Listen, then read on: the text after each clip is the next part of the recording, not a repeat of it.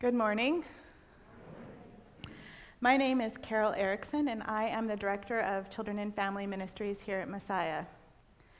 And I just have to say, it's a little strange to be speaking up here without the kids up here with me. Usually they're up here. But I just want to thank you for the opportunity to be able to stand up here and to share my faith story with you. My faith story began when I was 5. Of course, I'm sure it began earlier than that, but that's my first vivid memory. My mom and I were at a Billy Graham crusade.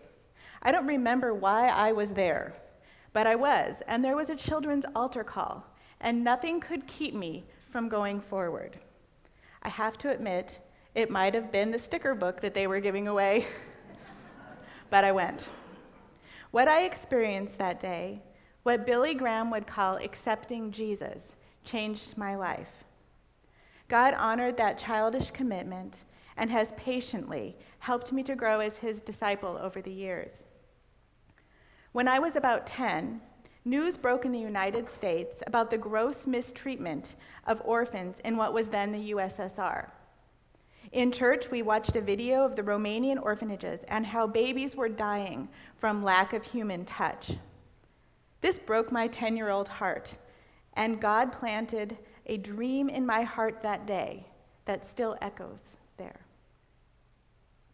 Promptly after the service, I asked my mom to put me on a plane to Romania. No baby should die from lack of touch if I was there to hold her. My mother did not send me to Romania. Though my ministry to orphans didn't begin then, God's call on my life did. You may think it's crazy that God could speak to a 10-year-old girl, but he did. Over the next 10 years, God continued to grow my desire to work with orphan children, though I didn't actually meet an orphan until I was in my early 20s. When I went to college, I declared that I did not want to work with kids. I wonder now, what in the world was I thinking? After arguing with God, I relented. Funny how it is, we fight God about what he knows is best until we are miserable. And then we finally give in and realize that he was right all along. My life is definitely an example of God's grace and his patience. After all of that, I still felt sure that God was calling me to Eastern Europe. I spent a month in a Ukrainian orphanage. I went to Russia, and I studied the effects of institutionalization on children in Eastern Europe. I was just waiting for God to call me into full-time ministry. And I was excited to see what Eastern European country he would call me to. Little did I know, God had an entirely different plan. In 2006, just months before I came to Messiah, a friend and I were at a prayer conference where Bono was the keynote speaker. As you would expect, he spoke about Africa. He spoke about disease, hunger, and genocide. To be honest, these things scared me to death. After the event, my friend and I were discussing all that Bono had said, and in my head I was thinking, thank God I'm called to Eastern Europe. And out loud I said, I'm never going to Africa unless I'm on a 5-star tour of the Serengeti. All I have to say is be very, very careful what you tell God you're never going to do. Within 5 months, I was on a plane to Kenya. In fact, I didn't even know if the place I was going was real or if it was a scam. It all happened so fast my head was spinning. Thankfully, after a bumpy ride through the bush, we arrived at Light of Hope Children's Home. It was at Light of Hope that I fell in love with the children of Africa. The week after I returned from the trip to Kenya, I accepted the job as Director of Children and Family Ministry here at Messiah. Again, God was at work. He was putting me in just the place I was supposed to be. He was working on his plan for my life.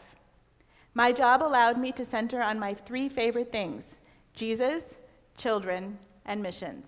It's an incredible gift. In order to be real and honest, I have to admit that though God was allowing me so much, there were parts of my life that were not so easy. In fact, the past 5 years have been some of the most difficult of my life. At this point, Not enough time has passed for me to totally understand it, but I think that I understand bits. I think it goes back to the prayer that Richard Stearns put in his book, The Hole in Our Gospel.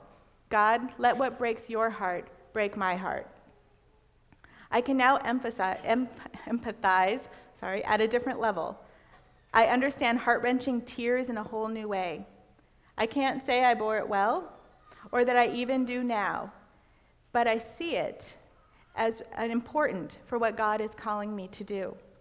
God is working on me, teaching me, and guiding me, and thankfully He has sent incredible godly friends to walk alongside of me.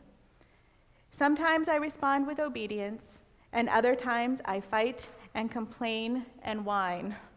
But in the end, it all comes down to one question that God continues to ask me. He asks, Carol, do you trust me? As the time of heartbreak began, so did a dream. It was more of the maturing of a 10-year-old's dream.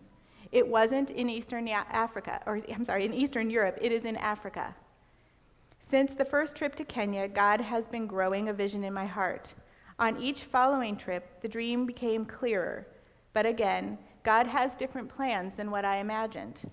I believed I would always be involved at Light of Hope. After all, it is my first love in Africa. But after a couple of trips, I realized that God was calling me in another direction. Again, I asked, God actually argued, if He was sure, and He responded again, Carol, do you trust me? What is this dream? God is calling me to Kenya. Is it crazy? Absolutely. But I firmly believe that God calls us to things beyond ourselves so that we can learn to depend on Him in new ways. I am working on starting a program for teen moms and their children. Often in Kenya, young women don't have the opportunity to finish school. When this happens, a cycle of poverty begins. They can't get a job, they get pregnant, and they are forced to do what no one should have to do to stay alive. Due to lack of education and employable skills, these girls are destined to a life filled with abuse, violence, and poverty. During my trips to Kenya, I noticed a gap. What happens to these teenage girls, and how can we help them? With God's help, I plan on creating a training center that gives teenage moms a chance to learn marketable skills and finish their high school education. While they are working and learning, their children will be cared for in an early childhood center. With that, I'm working on forming a nonprofit here in the United States called Imara International. Imara means strong in Swahili. When I tell people, their first response is, wow, that's going to be hard. Yes, it will be hard. Raising a huge amount of money and starting a business in a foreign country with a culture very different than my own is never easy. And there are many other hard things. But the hardest of them all is God is calling me to leave everything behind and move to Kenya. Not sometime in my life when it is convenient, but soon, in 2012. I immediately asked, what about my family? What about my friends? What about my job and the kids that I love? Again, God asks, Carol, do you trust me? As I begin this new adventure, I ask for your prayers. Prayers for strength when my trust wavers, for a heart that is willing to do whatever God asks, and that I would be a light of Christ's love to everyone that I meet. I know that this is not going to be easy, but when God asks, Carol, do you trust me? I want to be able to shout a resounding yes. God doesn't dream small. When I fail to trust, I miss the God dream and settle for my limited dream. But when I step into the God dream, amazing things happen, God things. The Bible says, no eye has seen, no ear has heard, no mind has conceived what God has planned for those who love Him and are called according to His purposes. I choose God's plan.